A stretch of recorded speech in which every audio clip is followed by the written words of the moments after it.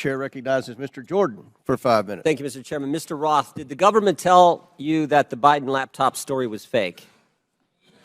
No, sir, they did not. Did they tell you it was hacked?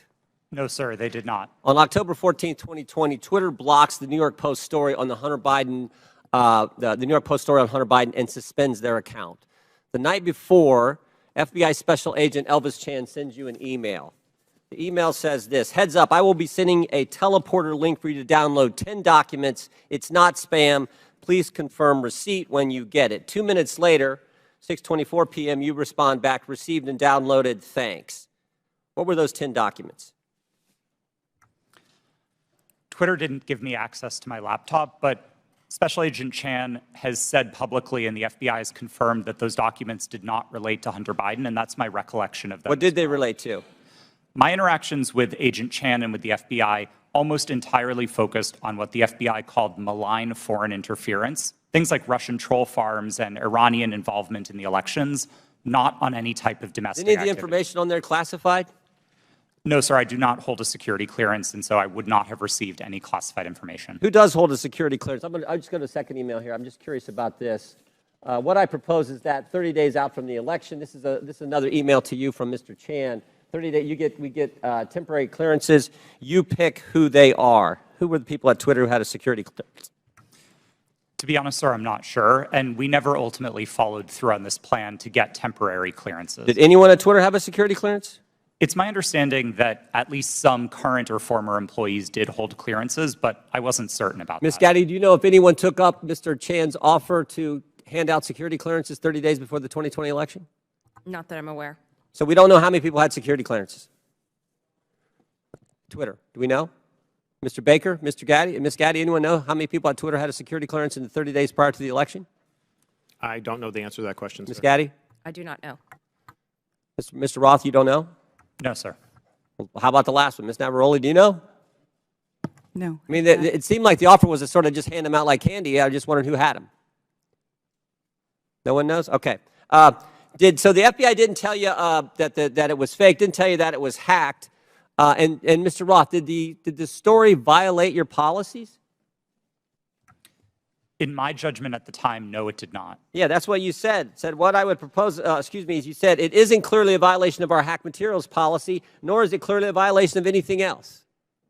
So I think what a lot of people are wondering is if it didn't violate your policies and they didn't tell you it was fake, didn't tell you it was hacked, why'd you take it down?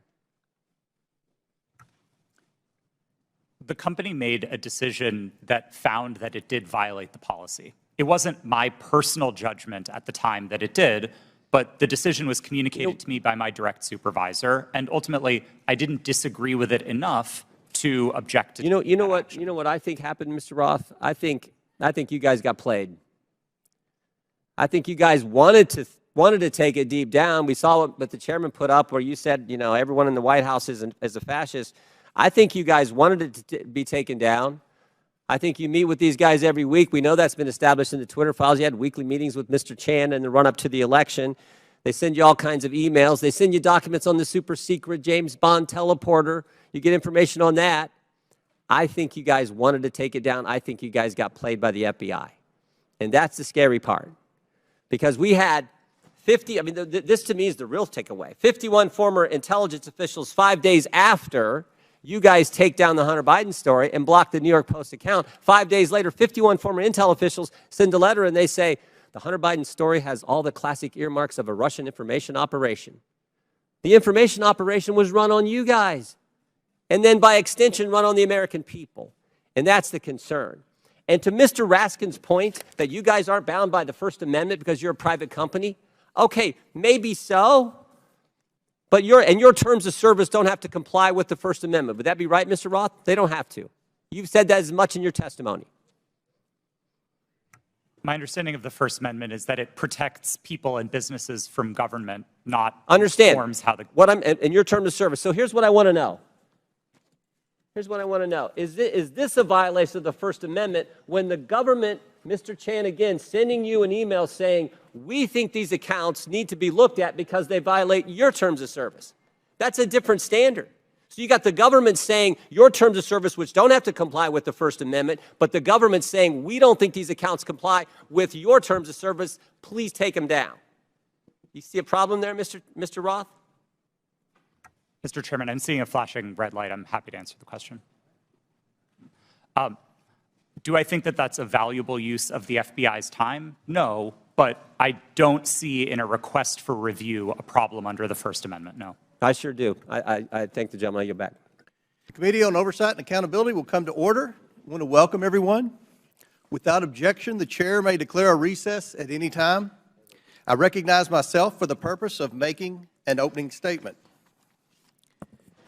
Today's hearing is the House Oversight and Accountability Committee's first step in examining the coordination between the federal government and big tech to restrict protected speech and interfere in the democratic process. Social media platforms are increasingly the place Americans go to express their views, debate issues, and gather news and information. These platforms are the virtual town square.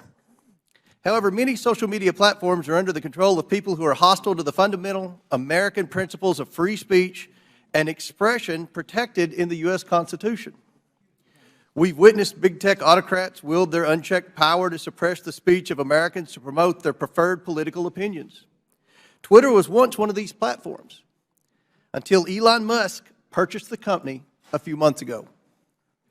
Mr. Musk has pledged to end censorship that goes beyond the law. He has pledged to allow Americans' voices be heard, not quashed.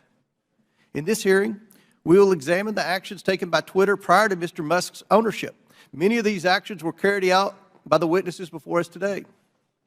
Prior to Mr. Musk's takeover of the company, Twitter aggressively suppressed conservative elected officials, journalists, and activists. This includes shadow banning, locking accounts, and banning accounts altogether. In fact, Twitter's previous management team deplatformed and suppressed not just conservative voices, but anyone whose opinion strayed from what they deemed acceptable. Opinions such as that students could and should attend school in person to curb learning loss. In the past, Twitter's leadership included previous CEO Jack Dorsey, claimed the company did not limit the visibility of certain accounts and tweets known as shadow banning. He said this in front of Congress in 2018. But we now know they did, even placing such accounts on search and trend backlists. Twitter's employees made censorship decisions on the fly, often not following the company's own publicly stated policies. It worked hand in hand with the FBI to monitor the protected speech of Americans, receiving millions of tax dollars to do so. Twitter, under the leadership of our witnesses today, was a private company the federal government used to accomplish what it constitutionally cannot: limit the free exercise of speech. We now know all this thanks to Elon Musk and the independent journalists who have contributed to what are known as the Twitter files. That brings us to the specific topic of today's hearing: Twitter's censorship of a news article that shed light on Joe Biden's involvement in his family's suspicious business deals. In the months leading up to the laptop story, the FBI advised senior Twitter executives to question the validity of any Hunter Biden story. We also know that one of the witnesses before us today participated in an Aspen Institute exercise in September 2020 on a potential hack and dump operation related to Hunter Biden. Other big tech companies and reporters attended as well. This exercise prepared them for their future collusion to suppress and delegitimize information contained in Hunter Biden's laptop about the Biden's family business schemes. On October 14, 2020, the New York Post published its first story based on information contained in Hunter Biden's laptop story. The Post provided proof of the laptop's legitimacy by releasing a computer repair store's signed receipt for the laptop and the federal subpoena used by the FBI to retrieve it in 2019.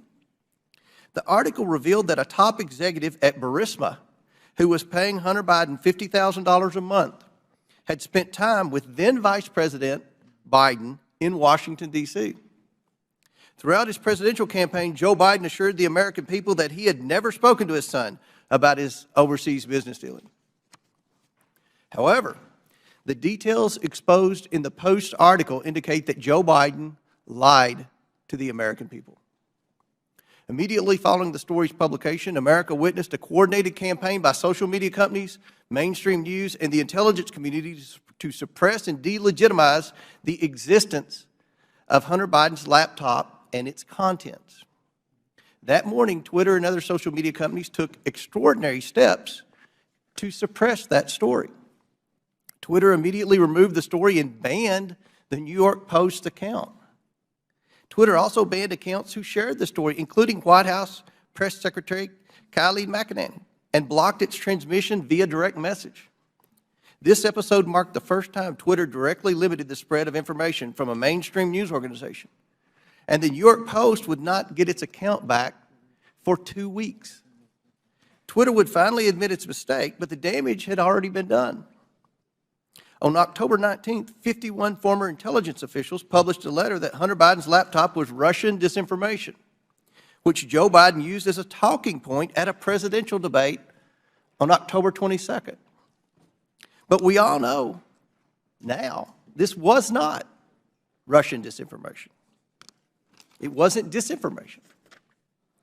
I want to make sure the American people truly understand the timeline here because it's very important. The Hunter Biden laptop story was published on Wednesday. Twitter did not acknowledge a mistake for at least 24 hours. Then on Monday morning, 51 former intelligence officials published their letter. That letter was then wholeheartedly accepted by mainstream news as proof that the laptop was fake. Joe Biden used that letter to brush aside the few questions he received about the story. During that time, the mainstream media was more concerned about what flavor of ice cream Joe Biden had ordered on a particular day. All this happened 2 weeks before the 2020 election. 2 weeks. One survey found that 17% of Biden voters would not have voted for the Biden-Harris ticket if they had known about the Biden laptop. But many Americans did not know about it because of a coordinated cover-up by big tech, the swamp, and mainstream news. Now mainstream media outlets have verified the laptop, but the damage has been done.